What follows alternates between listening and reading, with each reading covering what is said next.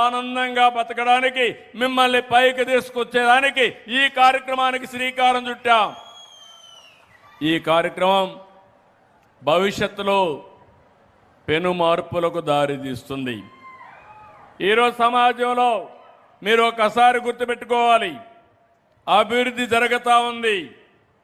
కొంతమంది వ్యక్తులు పైకి వస్తున్నారు. దీనివల్ల కోటీశ్వరులు పెరుగుతున్నారు. నిరుపేదలు కూడా అదే సంఖ్యలో పేదరికంలో ఉండే పరిస్థితికి వచ్చారు. ఈ ఆర్థిక అసమానతను తగ్గించాలి. ఈ ఆర్థిక అసమానతను తగ్గించడానికి ఒకే ఒక మార్గం, అదే P4 అని చెప్పి కూడా నేను మీకు తెలియజేస్తున్నా. ఇంకో పక్క అభివృద్ధి కావాలి. ఈరోజు నేను సంక్షేమ కార్యక్రమాలు చేస్తున్నాను. సంక్షేమం చేయాలంటే డబ్బులు కావాలి.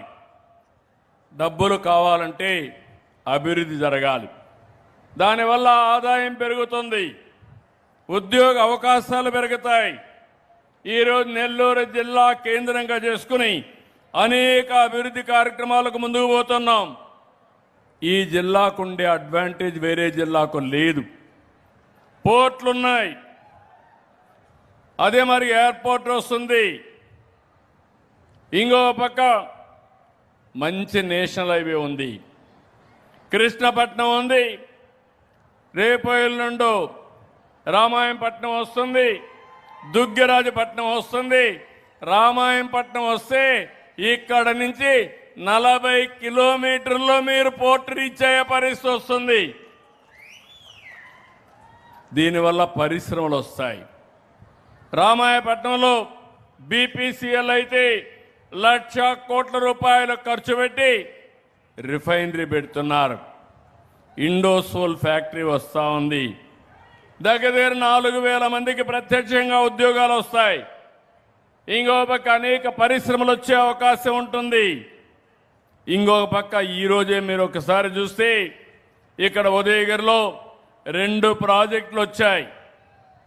ఈ 2 ప్రాజెక్టులు మీరు చూసినప్పుడు 500 కోట్లతో రక్షణ సామగ్రి తయారు చేయడానికి ప్రీమియం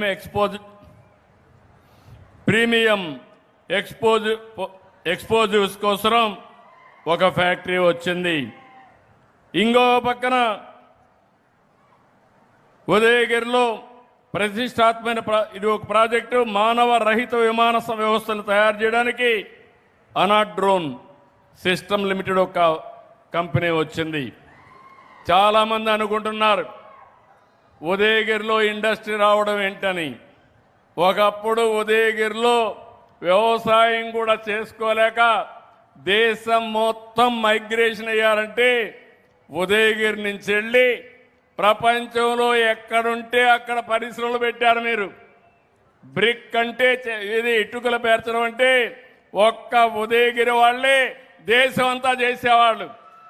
ఈరోజు ఒక మాట చెప్పాలంటే ఉదయగిరిలో ఉండే మీ దగ్గర డబ్బులు లేవు, కానీ ఉదయగిరి నుంచి బయట పోయిన వాళ్ళ దగ్గర మాత్రం డబ్బులు అంత సంపాదించగలిగారు.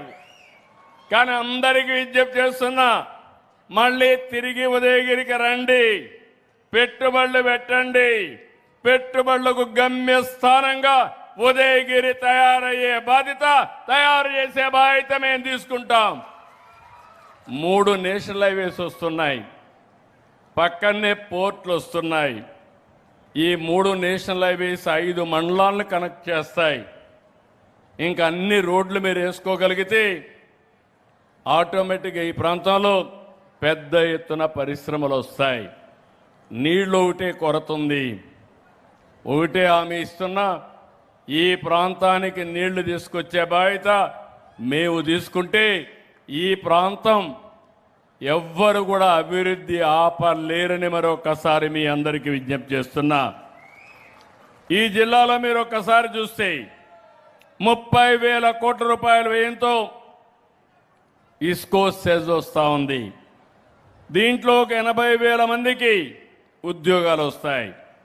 శామ్ స్టీల్ కానీ, గ్రీన్ మెటల్స్ కానీ, మొరోన్ మ్యానుఫ్యాక్చరింగ్ పార్క్ కానీ, సోలార్ ఇంగాట్ మ్యానుఫ్యాక్చరింగ్ కానీ, sawmill and food processing unit ఇలాంటివి చాలా వస్తున్నాయి. అమంచెర్లలో ఇండస్ట్రియల్ పార్క్ ఒకటి వస్తుంది. మైపాడ్ బీచ్ని అభివృద్ధి చేస్తాం. ఇప్పుడే మీ ఎమ్మెల్యే చెప్పాడు, ఇక్కడ ఉదయగిరి పోర్ట్ ఉంది, దేవాలయం ఉంది. మీరు చేయూతనిస్తే బ్రహ్మాండమైన టూరిజం హబ్గా ఉదయగిరిని తయారు చేసే అవకాశం ఉంటుంది. ఒక పర్యాటక కేంద్రంగా తయారు చేస్తాం. ఒక పక్క అభివృద్ధి చేస్తున్నాయి. ఇంకొక విషయం కూడా మీరు గుర్తుపెట్టుకోవాలి.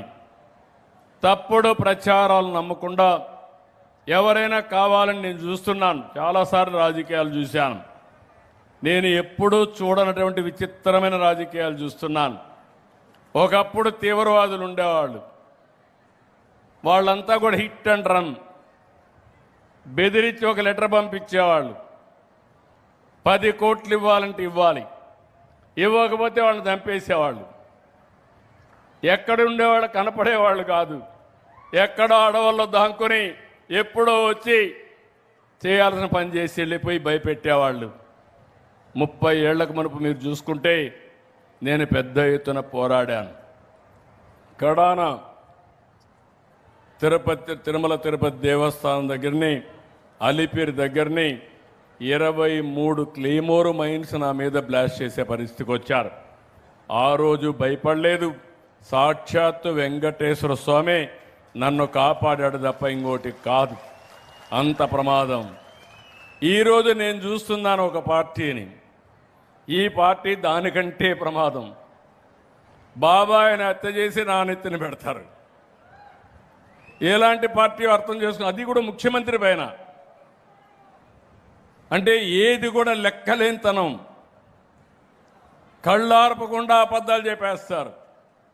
మనకే ఆశ్చర్యం వేస్తుంది, ఇది నిజమా అబద్ధం అని. అలాంటి పరిస్థితులు తెస్తారు. ఈరోజు ఇక్కడ జువ్వల దిన్నుంది. కొంతమంది అవాస్తవాలు మాట్లాడుతున్నారు. కావాలని చెప్పి తప్పుడు ప్రచారాన్ని ఇచ్చి రాజకీయ లబ్ధి కోసం ఇది చేస్తున్నారు. కృష్ణపట్నం పోర్టును కమర్షియల్ పోర్టుగా ఏర్పాటు చేసినప్పుడు జువ్వల దిన్న హార్బర్ తెరపైకి వచ్చింది. 2004 తర్వాత నాటి కాంగ్రెస్ ప్రభుత్వం పట్టించుకోలేదు. ఆ రోజు నేను కూడా వచ్చి పెద్ద ఎత్తున ఆందోళన చేశాను. 2009లో 2011లో ఆనాటి ప్రభుత్వం హార్బర్ నిర్మిస్తామన్నారు, కానీ ఎక్కడా పట్టించుకున్న సందర్భం లేదు. 2018-19లో మళ్ళీ నేను ఆలోచించి కేంద్రానికి ఒకటి పంపించి, మేము సగం డబ్బులు ఇస్తాం, మీరు సగం డబ్బులు ఇమ్మని దగ్గర ఆ రోజు మీరు చూస్తే ఈ ప్రాజెక్టు కోసం రాష్ట్ర ప్రభుత్వమే, ఆనాటి తెలుగుదేశం ప్రభుత్వమే కేంద్రానికి పంపించాం. దానివల్ల 288 కోట్ల రూపాయలు సమానంగా ఇద్దరు భరించాలని చెప్పి పెట్టాం. ఆ తర్వాత శాంక్షన్ అయింది. ఇది వాస్తవం. అలాంటి వాస్తవం ఉంటే దీన్ని వక్రీకరించి మాట్లాడుతున్నారు. ఇంకో పక్క ఈరోజు మీ అందరికీ హామీ ఇస్తున్నా, మా ఎమ్మెల్యేలు కానీ ఎంపీలు కానీ ఎవ్వరు కూడా మత్స్యకారులకు అన్యాయం చేసే పరిస్థితి ఉండదు. ఉన్నా నేను ఒప్పుకోనని మరొక్కసారి మీ అందరికీ విజ్ఞప్తి చేస్తున్నా. ఈరోజు తమిళనాడు నుంచి, పాండిచ్చేరి నుంచి వాళ్ళ బోట్స్ ఇక్కడికి వచ్చి ఇక్కడ కావాలని మన ఫిష్ని వాళ్ళు తీసుకునే పరిస్థితికి వస్తున్నారు. నేను ఒకటే మీ అందరికీ హామీ ఇస్తున్నా, ఒకప్పుడు 14-15 బోట్లు పెట్టి ఎక్కడికక్కడ సెక్యూరిటీ పెట్టి వేరే ప్రాంతాల నుంచి బోట్లు రాకుండా అడ్డుకుంటే అవన్నీ కూడా రిపేర్లు చేయించి నిరుపయోగం చేసే పరిస్థితికి వచ్చారు. మళ్ళీ ఒక 2 రిపేర్లు చేశాం. ఇంకొక 2 కావాలంటే కొంటాం. నేను ఒకటే విజ్ఞప్తి చేస్తున్నాను తమిళనాడు జాలర్లకు కూడా. తమిళనాడు ప్రాంతానికి ఆంధ్ర వాళ్ళు వచ్చి టెన్షన్ క్రియేట్ చేయడం కరెక్ట్ కాదు. మీరు కూడా అక్కడి నుంచి ఇక్కడికి వచ్చి ఇక్కడ మత్స్యకారుల్లో టెన్షన్ క్రియేట్ చేయడం కరెక్ట్ కాదు. ఒకవేళ ఎవరైనా వస్తే వాళ్ళని ఎట్టి పరిస్థితుల్లో ఉపేక్షించాం, నియంత్రణ చేసే బాధ్యత ఈ ప్రభుత్వం తీసుకుంటామని మరొక్కసారి మీ అందరికీ హామీ ఇస్తున్నా. ఇక్కడే నెల్లూరు కలెక్టర్ ఉన్నాడు, తిరుపతి కలెక్టర్ కూడా ఆదేశాలు ఇచ్చాను.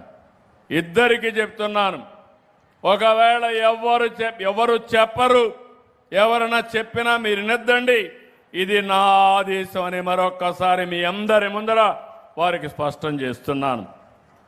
ఈరోజు ఇంకొక పక్కన ఈ కార్యక్రమాలు చేసి నిన్ననే మీరు చూస్తే ఒక పెద్ద ఎత్తున ఒక కార్యక్రమానికి శ్రీకారం చుట్టాం.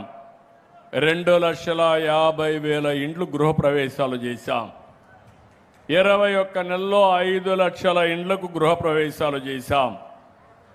ఇంకో పక్కన రాబోయే 5-6 నెలల్లో